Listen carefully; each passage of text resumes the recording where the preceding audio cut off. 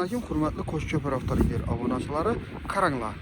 Nomer alingan, i+ bo'sh balon ustanovka qilingan Damas qidirib yurganlar atashib qo'yasizlar. Narxini birdan aytaman, narxi 90 million so'm aytilib turibdi, ustida kelishiladi. Hatto nomer joylari hali do'shilgan ham emas. Mashin paket 5 probeg mashin. I+ 4 dona bo'sh balon qo'yilgan. Paket hali 4 balon ham ishora kelib turibdi qo'yilib. Narxini 90 million so'm aytdik. Xudo xolasa, minuvchi klient bo'lsa, dimzo'r narxda bo'laman. I+ ustida naqd bo'ladigan bo'lsa kelishiladi.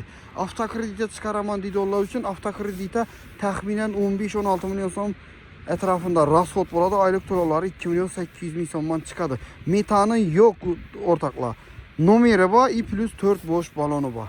Hammalaringizni Qo'shko'pir avtomobilda kutib qolamiz. Damaslarimizdan ham vibrlarimiz ko'p. Xudo xolasa, rabochiy damaslar ham tez arada kelib qoladi. Esa gitti. Bugun sizlarga qo'yib bergan mashinamiz Damas mashinamiz bo'ldi. Izimdan ham qo'yishga davom qilamiz. Iloji bo'lsa podpiska bosib, birdan like bosib ko'ringlar. Bu bizning rivojimiz uchun yaxshi bo'ladi. Hammalaringizga rahmat.